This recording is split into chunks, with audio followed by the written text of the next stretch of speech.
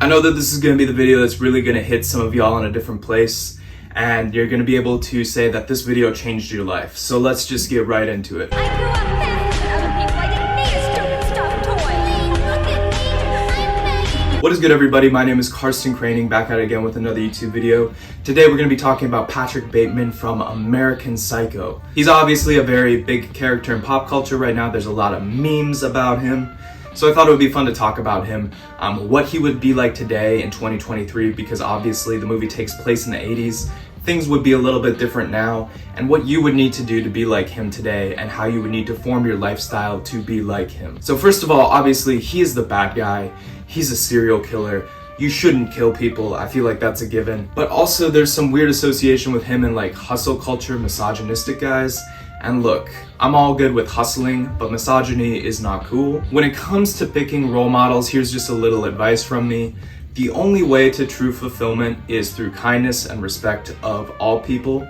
And if somebody is trying to tell you differently than that, they're not only trying to rob you of your physical assets, but also something a lot deeper, and that's your own personal joy, and that's a lot harder to get back. But I still think Patrick Bateman is a fun character to talk about if you can separate the good from the bad. And while obviously the character was meant to be a parody and someone you didn't want to be, as he's a critique of the loss of identity within capitalism in white-collar America, I think as culture has shifted, people have come to admire him for his own determination, his meticulousness, and his ability to find things to form his identity in a culture which so much does not want you to have an identity. If you don't care what you're consuming and you don't have any pickiness or niche interest in what you do or what you choose to spend your money on, you tend to be easier to market to. So culture and capitalism really does not want you to have any sense of selection if they can help it. So let's just get into it. What would Patrick Bateman be doing in 2023? The movie takes place almost 40 years ago, so the things Patrick Bateman would do are a little bit different,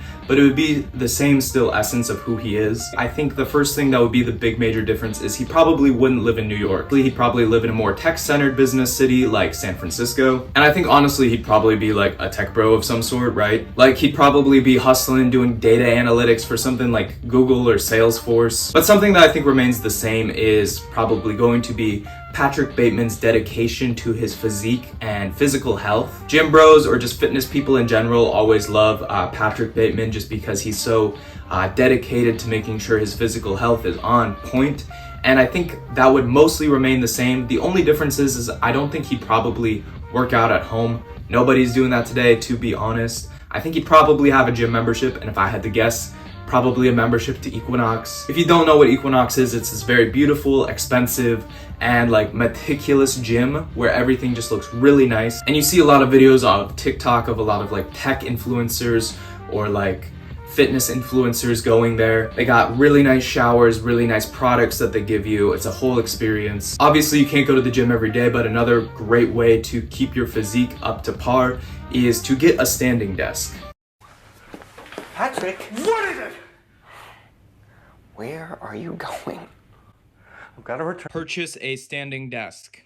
And that brings me to the sponsor of today's video, which is FlexiSpot, who have been kind enough to send me the FlexiSpot Pro Plus Standing Desk E7. Getting a standing desk can really make a big difference in your physical health. Just standing instead of sitting while you're at work can make a huge difference in your own health. The desk looks amazing. It holds all my huge monitors, my computers, my Rick Owens candles, and other little things that I put on it. The desk looks absolutely great. It's super big, super wide, and you can fit everything on there. If you're trying to create an ergonomic and active working environment, the FlexiSpot E7 is the best choice you will ever find on the market. The E7 is extremely stable. I never feel like anything is going to fall when it's moving up or down. It's powered by dual engine motors, and so it can hold up to 355 pounds. E7 also has a large height range from 22.8 inches when you're sitting to 48.4 inches standing. It's just an extremely stable desk that I trust all my expensive equipment to be on. But also besides that, it just looks amazing. It makes my room look a lot better, way more slick. And having a happy, aesthetic work environment allows you to work better and be a little bit more focused when you are at work. Affiliate link down below. So if you want one of these, you can go check it out for yourself. Hit the link, tell them that Karsten sent you. So shout out to FlexiSpot for sending me all this great stuff and sponsoring today's video. So besides a standing desk, what else might he have in his apartment, right? And I actually think it would look pretty much the same with a few minor changes. It would probably be all clean and sleek and meticulous like it is. But also some other furniture that might be new besides the standing desk might be a toga sofa. Everybody and their mom has a toga sofa these days, and look, they look great. I get why people like them, but there's no way you can't tell me that he doesn't have one of these in there. The other thing he probably has is a Wasili chair. And look, there's a lot of people today who just have like a Wasili chair and a toga sofa in their apartment, and like to me that's like the exact same as Patrick Bateman's house in American Psycho. Besides his apartment and his workout routine, the other thing that people love about Patrick Bateman and know about him is his skincare routine, right? The man is meticulous with it and he's very specific. Again, the movie takes place in the 80s and nobody's really using like Saint Laurent or those types of things as like skincare routines. But what I can tell you is he'd definitely be using things like Byredo or maybe Kiehl's. He'd probably be buying a lot of that more kind of organic, trendy, vegan stuff. And of course, you know, besides Byredo or Kiehl's, this man would definitely have a lot of Aesop. He'd be one of these people and you'd open the cabinet and you'd see all of those little bottles of the Aesop products. Probably a big part of his spending is just specifically from Aesop. And look, many a man have fallen victim to buying those little brown bottles. Me personally, I've done it, and I honestly have to say it's pretty nice. I can't argue with it. Are the products worth it? Maybe, maybe not. I'm not really sure, but I do like them. The other thing is this man definitely has Le Labo and wears Le Labo perfume or cologne. If this man doesn't smell like Santal 69 or whatever, I can't tell you what he smells like. Maybe Margiela in the Fireplace if he's a little bit different, but definitely probably Le Labo. From this, you can probably get a pretty good grasp of what Patrick Bateman smells like, or probably even what his skin feels like. I can feel it because I use some of these products, and he probably feels really soft and great. The other thing I think that would be added to Patrick Bateman's meticulous routine that isn't in the movie would be fancy pour-over coffee. Patrick Bateman definitely would have a very specific pour-over coffee method with a very specific expensive kettle that he bought, and he probably got that kettle from the MoMA design store. I'm 99% sure of it. Patrick Bateman is always listening to music. He's got his big pair of headphones that he loves rocking, and I'm gonna be honest with you, I like his headphones. I think they're cool. But I think if he were around in 2023, probably wouldn't be rocking the wire joints. My man definitely has AirPod Maxes. He's listening to his Sigma pilled music, whatever that might be, through them joints. Also, he probably wouldn't have one of those leather joint briefcases that he walks around with. If I had to guess the type of bag he has, I could see my man rocking the Cost bag. Look, the combo of the Cost bag and the AirPod Maxes is definitely the type of person Patrick Bateman would be. And look, I'm not gonna argue with him.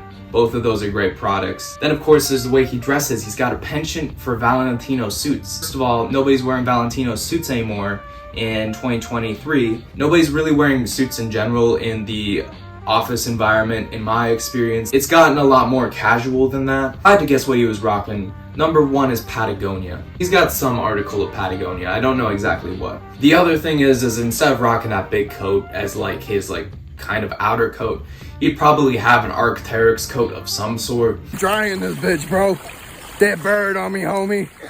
Fuck with me. Because people on the West Coast in rainy environments and tech cities love Arc'teryx. Probably wouldn't have the Issey Miyake jeans though, I'm not gonna lie. Now let's say he's a little bit more fashion forward, which I could see him being than just the Patagonia Arc'teryx guy, who's a pretty typical tech bro kind of combo. I think he might be a little bit more than that. And I think, if I had to be honest, I think we all know that he would have a Bodhi jacket. If you're trying to be like Patrick Bateman, you need to buy a Bodhi jacket, let's just be real. You also probably have them Amin Leon Dior New Balances, which just kind of to me look like regular New Balances, but like people swear otherwise. Also, I know that he lives in San Francisco in my own scenario, but he probably has been to New York a few times, right, on vacation or something, and probably hangs out around the ALD store around that time. Oh, also he probably wears them Lululemon joints.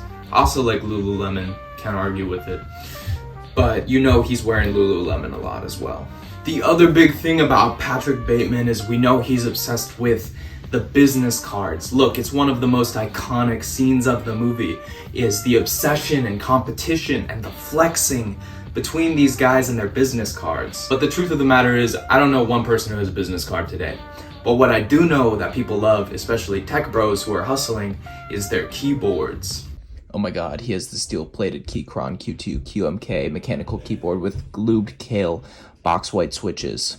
There is like a really strong, weird culture about like different tech bros having different keyboards and flexing them in a very similar way to the scene in American Psycho where they're all flexing their business cards. Like they're talking about the way that the keyboard like feels and like the keys click in a certain way and make a certain sound and like the color of it and the texture and all that. And it's just like almost uncannily similar, like how the obsession with details that like tech bros have with their keyboards to the obsession with business cards in American Psycho. He's definitely rocking the Keychron Q2 in my opinion. That's just me though. I don't have a keyboard. I don't really know about it. I'd honestly ask my friend who's into keyboards what he would have. Of course, there's the other big thing that there's the obsession with is fancy restaurants. Look, the big thing for Patrick Bateman is the Dorsia, getting reservations to Dorsia. Do you want to go to Dorsia on Friday night? First of all, like, nobody would be going to steakhouses. And like, I'm not like trying to hate on steak, but I think like sushi restaurants are just kind of like what people are more drawn to in that sphere now. Like, I could definitely see him getting hyped about reservations to Nobu, but that conversation about getting reservations to Dorsia probably sounds something more like Nobu, Nobu, Nobu, Nobu, Nobu, Nobu. Then there's the kind of the question of, would he even go to restaurants today? Would he get that hype about the place he eats being a restaurant? Because honestly, it might actually be Erewhon. You don't know what Erewhon is? It's like a very fancy grocery store that has like the weirdest items and like selection of people. My homies who live in LA always talk about how they see Earl Sweatshirt at Erewhon, like getting like pickles and shit like that. Like the crazy thing about Erewhon is that especially their deli items are super, super expensive. People go to Erewhon, get like a quinoa salad and like a shake, and their bill is like $50. And this is for like deli items. But anyway, I could definitely see Patrick Bateman getting hyped to go on his lunch break to go to Erewhon or something of the sorts. The final thing about Patrick Bateman that I think we all have to talk about and acknowledge is his music selection. And look, I'm gonna be honest, I don't think a lot of people are listening to Huey Lewis in the News today, but I know what a lot of people are listening to. Do you like Destroy Lonely? They're okay. And if he doesn't love Destroy Lonely, he probably loves like Blade or Drain Gang or something like that. So if you're around today and you're trying to get in the Patrick Bateman mindset, I might recommend either like Destroy Lonely or Drain Gang personally. And I might be wrong about that. Maybe he's a little bit more niche than that. Maybe he's a West Side Gun fan. Or maybe he listens to Phoebe Bridgers. I don't know, it doesn't really matter. But either way, he's got that Sigma mindset. With all that being said, I think Patrick Bateman is a fun character. Obviously, he is the bad guy. I want to reiterate that again. But anyway, if you liked this video and thought it was funny, please follow me. My name is Karsten Craning. Again, I make a lot of fashion content. With that being said, have a great day. I will see you next time. Loose lips, sink ships, I ain't drowned yet. Don't know a nigga.